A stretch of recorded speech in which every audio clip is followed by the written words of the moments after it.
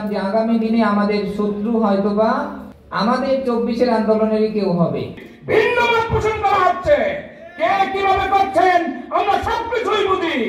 আমরা ইসলামী শক্তির ভবিষ্যৎ, ইসলামী শক্তি যেন বাংলাদেশকে শাসন করতে পারে। আল্লাহ সুবহানাহু ওয়া তাআলা বলেন, সহজ মেসেজ, যে তোমরা সত্য প্রতিষ্ঠায়, সুপ্রতিষ্ঠায় শক্তভাবে দাঁড়াও এবং কারো বিরুদ্ধে বাড়াবাড়ি করো না।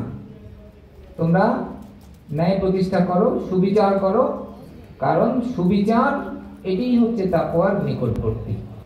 তাকওয়ার সামাজিক এবং প্রায়োগিক জায়গাটা একেবারে রাষ্ট্রের গোড়ার সাথে রিলেটেড। এটা শুধু থিওলজিক্যাল বিষয় না, যে কারণে যেই রাষ্ট্র বৈষম্যহীন, যেই রাষ্ট্র কল্যাণ রাষ্ট্র, সেটাই মূলত তাকওয়ার ধারক বাহক। গত 27শে সেপ্টেম্বর এই মঞ্চে দাঁড়িয়ে বলেছিলাম যে আগামী দিনে আমাদের শত্রু হয়তোবা আমাদের 24-এর আন্দোলনেরই কেউ হবে, এবং তারা বিগত ফ্যাসিস্টরা যেই অস্ত্র ব্যবহার করে আমাদের বিরুদ্ধে এতদিন আমাদেরকে হত্যা নির্যাতন করেছে, আমাদের 24-এর অংশীদার কেউ কেউ সেম অস্ত্র ব্যবহার করে আগামী দিনে আমাদের উপরে নির্যাতন চালাবে। আমরা ভাইরা আসেন একসাথে হই। বৈষম্যহীন রাষ্ট্র মানে ইসলামের আদর্শিক রাষ্ট্র। বৈষম্যহীন রাষ্ট্র মানে সকল মানুষের নাগরিক অধিকার, এদেশের নিরাপত্তা, এদেশের পাশের অন্য কোন দেশের গোলামির জিনজির ছিন্ন করে ইন্ডিপেন্ডেন্ট বৈষয়িক নীতি, ইন্ডিপেন্ডেন্ট ফরেন পলিসি। আর সেটি সম্ভব শুধুমাত্র এক দেশে, যদি ইসলামিক নেতৃবৃন্দের হাতে দেশ যায়।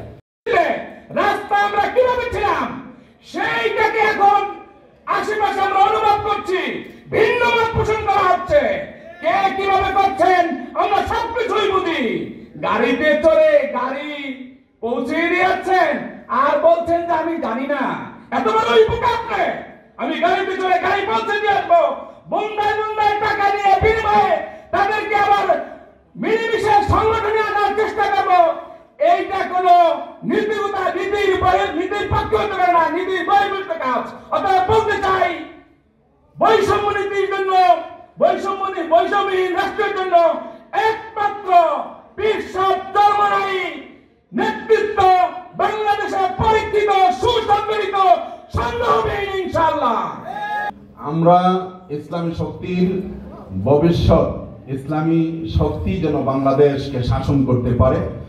ইসলামী শক্তি যদি বাংলাদেশকে শাসন করতে পারে, তাহলে আমরা যদি একটা খেলাফা দেখাইতে পারি, একটা টান, কারণ 53 বছর চলে গেছে, খেলাফার 101 বছর রানিং, খেলাফা বিশ্বে নাই। যদি আমরা এই বিশ্ববাসীকে একবার একটা টান খেলাফা ব্যবস্থা সুফল দেখাতে পারি, তাহলে পৃথিবীর মানুষ শুধু মুখে নয়, বাস্তবে খেলাফা ব্যবস্থার কল্যাণ দেখতে পারবে।